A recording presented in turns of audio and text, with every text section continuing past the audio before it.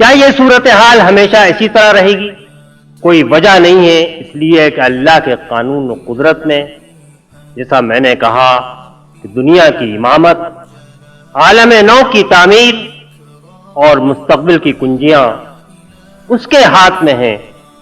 کہ جو آگے بڑھ کے ان کو اٹھانے کا عزم رکھتا ہو، جو ان شرائط کو پورا کر سکتا ہو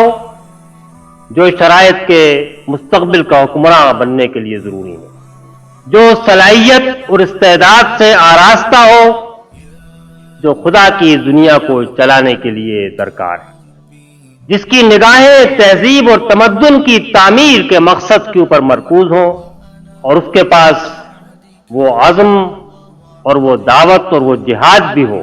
جس کے بل پر تہذیب کا نقشہ پلٹا جا سکتا ہے، تو کسی قوم کے لیے ذلت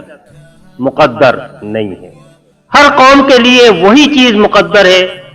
جو وہ خود کمائے، وہی چیز اس کے نصیب میں ہے جس کے لیے وہ جد و جہد کرے۔ انسان کے لیے تو یہ قدرت کا قانون ہے جس سے مفر ممکن نہیں ہے کہ وہ بچہ ہو، جوان ہو، بوڑھا ہو اور قبر میں جا کر لیٹ جائے، لیکن قومیں بڑھاپے کے بعد بھی جوانی کی طرف واپس جا سکتی ہیں اور عزم کے ساتھ کھڑی ہو جائیں تو ذلت اور مسکنت کے تار و پود بکھیر کے رکھ سکتی ہیں، بشرطے کہ ان کے سامنے مقصد ہو، اس کے لیے جستجو ہو، اس مقصد کی آرزو،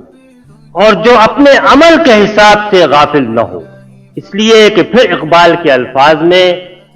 دست قضا میں وہی قوم دنیا کے لیے شمشیر بن کے نمودار ہو سکتی ہے جو ہر لمحے اپنے حساب کے اندر مصروف، جو اپنے عمل کا حساب ہر زمانے میں کرے، ہر زماں کرے، ہر لمحے کرے۔ وہی قوم، وہی جماعت، وہی گروہ قدرت کے قانون میں دست قضا کے ہاتھوں شمشیر بن کے